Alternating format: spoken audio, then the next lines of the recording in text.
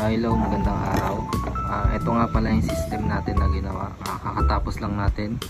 So explain ko lang isa-isa. Mga ginamit natin ay meron tayong MPPT na PowerMR 30 amperes to. So ang kaya niyang i-handle ay na PB hanggang yun, 390 watts. Hanggang 390 watts, tapos pag 24 volts hanggang 780. So gumamit din tayo dito ng inverter na 1000 watts. Ang continuous power niya hanggang 500. So ang peak power niya ay 1000. So kung gagamit kayo ng washing machine dito, hindi ko siya recommended kasi baka hindi lang din tumagal. Kakayanin niya pero baka hindi rin tumagal ito. Kumbaga ay 500 watts lang kasi ang continuous power niya. So and then gumamit rin tayo dito ng relay at LVD. So itong relay na to magkasama lagi itong dalawa. So pwede naman ang gamitin ng LVD yung dito tapos i-connect sa relay, pero para mas maganda yung ganito na may kasama na. So itong LVD ang nagka-cut dito sa relay para yung output nitong relay ay makat. Example, yung voltage niya ay bumaba kung depende sa sinet nyo na voltahe. So kung ano yung sinet nyo na voltahe dito na magka-cut tong inverter natin, pagbaba ng battery ay automatic magka-cut off itong relay. So tapos ito nga, gumamit tayo ng tatlong DC breaker dyan. So mga single pole lang to. So at meron din na wattmeter at outlet. So ang ginawa natin una, dito sa ating PB wire na positive, kinonect natin siya dito sa una, dito sa unang circuit breaker. So paglabas niyan positive din to. Ito ay papunta doon sa ating PB. So ito, dalawa to. Yung isa papuntang PB na positive at itong isa ay negative. So kung mapapansin nyo, itong negative wire na to, yan, ng PB ay doon ko din pinakyat sa taas. Yan. Ito lalagyan na lang natin to ng MC connector para madali na lang hugot-hugutin pag kailangan. So and then dito naman sa battery natin, itong positive na battery natin, kinonect ko sa pangalawa.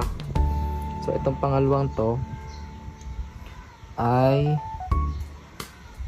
output niya ay battery, and then pinagdikit ko na rin yung yung sa inverter na positive.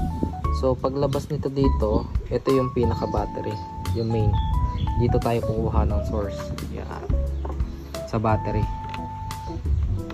Yung pinaka, yan, ito. So pinagdikit ko na lang din. Yan. And then yung negative naman nito, MPPT, ay connect na lang natin siya dito. Yan. Para isang na lang na negative.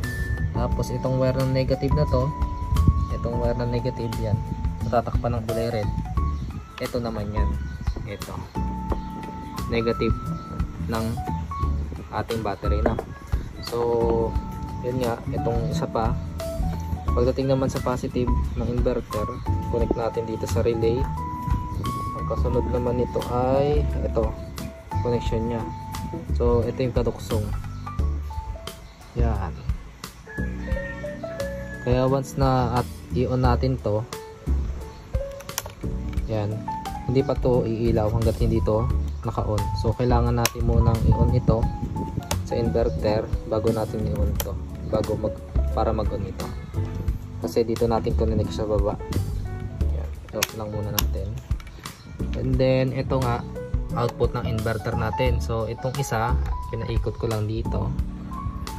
Tapos yan, niresot ko dito.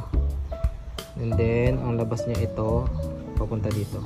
Tapos yung kabila naman nasaksakan dito. Yan. Dito siya sa output. Tapos may itong katuksong niya.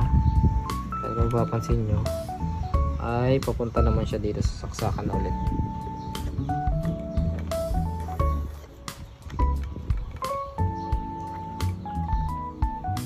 Yan. So pwede na natin tong takpan. Pwede natin siyang takpan para makita natin. So ito nga pala, explain ito.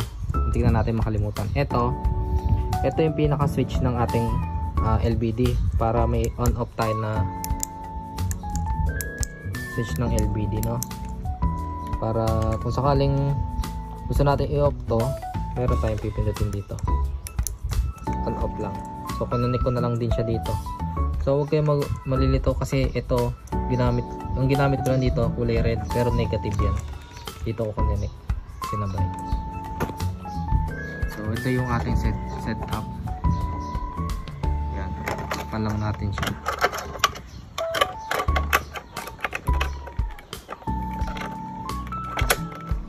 So try din natin to, lagyan ng output para makita natin yung kakalabasan nito. At saka try din natin to sa ibang appliances kung hindi na natin siguro isasagad para iwas na rin na masiraan, ano, kasi sayang. Ayan. Yung testing natin nito ay sa susunod na video ko na lang i-upload. So yan, takpan na lang muna natin.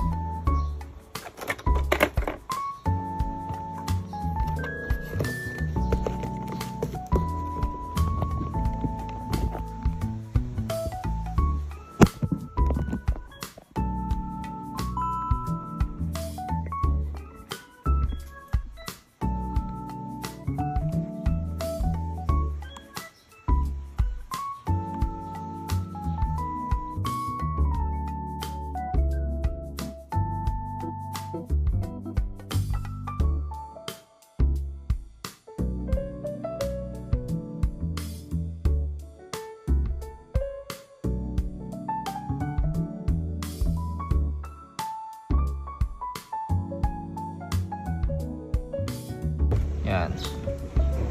So yan, natapos na yung ating small setup. So ito yung switch nya. So mas maganda makita na. Yan o. Pinaka switch nya.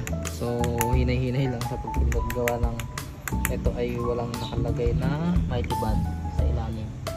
So sinakto lang natin yung butas para fit dun. So dito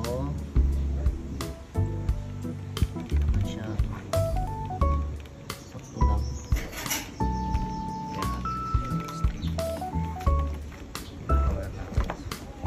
So hanggang dito na lang muna. So kung gustong PM lang sa akin kung